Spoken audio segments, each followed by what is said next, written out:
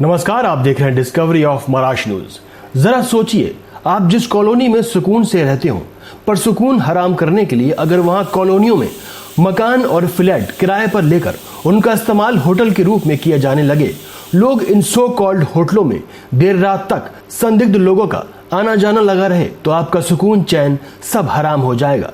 ऐसा ही एक मामला अंधेरी पश्चिम का सामने आया है। अंधेरी पश्चिम में स्थित मिलेनियर हेरिटेज नामक सो कॉल्ड गेस्ट हाउस में पीजी सेवा की आड़ में पिछले 5 वर्षों से बड़े पैमाने पर अवैध होटल जैसा कारोबार चल रहा है, जिसमें आरएसए द्वारा अनुमोदित भवन में कानून की खामियों का खुलेआम फायदा उठाया जा रहा है। अनेक कंपनियां आवासीय फ्लैटों को दैनिक आवास के रूप में दुरुपयोग कर रही हैं। साथ ही भारत और विदेश से आने वाले अस्थायी मेहमानों को अपने यहाँ ठहरा रही हैं। कभी कभी तो कमरा 4-5 घंटे के लिए भी मिल जाता है। कोई पुलिस सत्यापन नहीं, कोई सामान जांच नहीं, कोई सुरक्षा प्रोटोकॉल नहीं। हालांकि सो कॉल्ड गेस्ट हाउस में पहले 2 लोगों की खुदकुशी द्वारा मौत हो चुकी है, लेकिन कार्रवाई के नाम पर कुछ नहीं होता। 3 महीने रहने वाले पीजी को 1 साल का फेक एग्रीमेंट बनाया जाता है, चाहे वो पीजी 2 महीने ही रूम छोड़कर चला जाए। आप तस्वीरों में देख सकते हैं, चेक इन होता है पर चेकआउट का कहीं कोई जिक्र नहीं।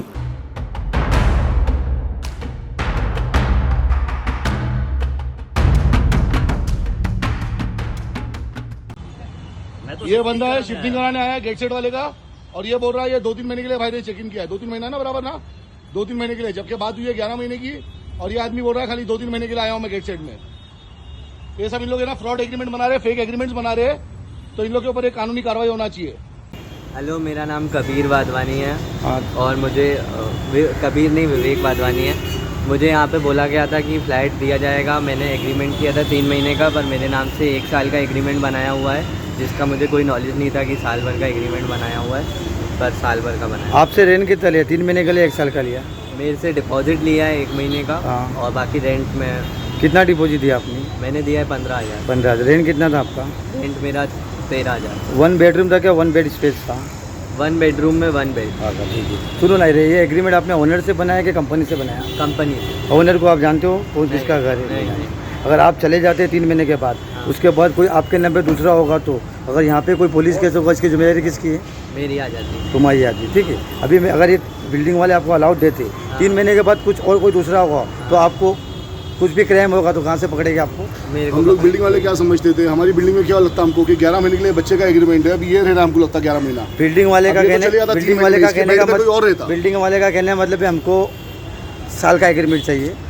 2 महीना 3 महीना हम लोग नहीं। ये लॉजिंग नहीं चाहिए, ये होटल नहीं है। लॉजिंग नहीं चलेगा। तो आप अगर पेमेंट दिए हो तो आप रिटर्न ले लो। अगर आपको आगे चलना है तो मेरे साथ आप चल सकते हो जैसे।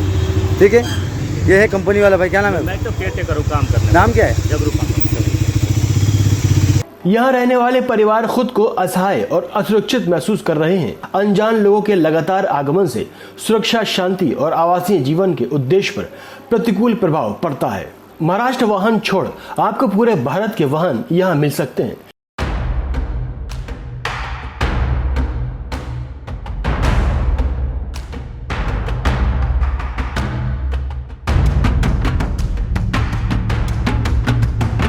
शराब पी के महिलाओं का आना जाना देर रात तक जारी रहता है। नशे की हालत में बदसलूकी करती हैं, जैसा कि आप वीडियो में देख रहे हैं। इन सब बातों से लगातार शिकायतों और 9 महीने से ज्यादा वक्त तक अनुवर्ती कार्रवाई के बावजूद स्थानीय पुलिस ने किराएदारों की एनओसी आवश्यकताओं के संबंध में केवल चेतावनी जारी की, लेकिन कोई ठोस कदम नहीं उठा पा रही है।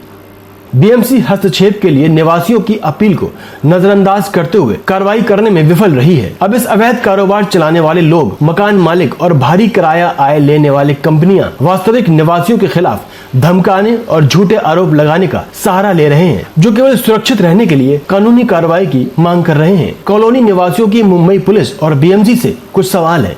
अगर यहाँ कोई अपराध घटित हो जाए तो इसकी जिम्मेदारी कौन लेगा? यदि कोई अपराधी आपके पड़ोस में रहता हुआ पाया जाए तो कौन जिम्मेदार होगा? क्या कार्रवाई से पहले परिवारों को किसी त्रासदी का इंतजार करना पड़ेगा? अगर कोई होनी घटित होती है तो क्या डीएन नगर पुलिस इसकी जिम्मेदार होगी? अवैध होटल हमारे घरों में नहीं होने चाहिए। ये हमारी सुरक्षा, हमारे परिवारों और नागरिकों के रूप में हमारे अधिकारों की लड़ाई है। अब देखना यह है कि इस अवैध गेस्ट हाउस के खिलाफ डीएन नगर पुलिस या मुंबई पुलिस कितना तेजी से कदम उठाती है। देखते रहिए discovery of Maharashtra news. Siraj Shaikh की रिपोर्ट। 1402 5 नंबर विजिटर लिखे रहा है A1402, ये चेक इन हुआ है, इस पे ये नंबर वगैरह सब है। अच्छा ये वॉचमैन है भाई, पेपर कहाँ है 1402 के? 1402 के पेपर कहाँ है? कौन रहा था इधर? 5 आदमी आए थे इधर बिल्डिंग में, कौन रिया? सर मैं शिफ्टिंग नहीं करा है सर। मैं तो कहाँ गया है? 5 आदमी के पेपर क्यों नहीं है? क्या बोल रहा भाई तू? केयरटेकर तरह क्या है? सर नाइट में चेकिंग हुआ है। नाइट में चेक इन हुआ है? जी जी जी। और आज चेकआउट हो गया? नहीं चेकआउट नहीं हुआ है, 4 नाइट का है सर। 4 नाइट का है, ये होटल लॉजिंग चला रहे हो? 4 नाइट का चेकआउट है, ठीक है। और पेपर का इसके जमा क्यों नहीं हुआ? चेक इन हुआ है तो? सर अभी जा रहा हूँ मैं, ये आईडी है मेरे पास में। अच्छा देखो सर, आप लोग को ये मैं क्लियर दे रहा हूं, ये रहा इधर पे, ये 5/4/2025, ये जो आप देख रहे हो ना इधर 5 नंबर विजिटर है, देखो ये जो इन लोग लॉजिंग चला रहे हैं ना इधर पे, ये इस तरह चल रहा है। कल रात में चेक इन हुआ, ये केयरटेकर है सर्विस अपार्टमेंट का, और इसने खुद बोला है कि 4 नाइट का चेक इन है ये आप लोगों ने बता दिया। ये रिया वॉचमैन इसमें है और ये रिया केयरटेकर इसमें। इन लोग ने डॉक्यूमेंट्स दिखाए नहीं है अंदर, वॉचमैन के पास में कोई डॉक्यूमेंट नहीं है इधर पे, बोलता है चेक इन हो गया, प्रिंट आउट लेके तुमको आज देता हूं। मतलब कल रात से इधर पे कोई था जिसके पेपर भी नहीं है इन लोग के पास में, और इन लोग किसको भी ऐसा अंदर लेते हैं। हमारी सेफ्टी का कोई वैल्यू नहीं है इधर पे, हम लोग सिविलियन इधर पे मरे जिए कुछ भी करें इनको मतलब नहीं है, इनको खाली धंधा करना है, बिजनेस करना है इधर।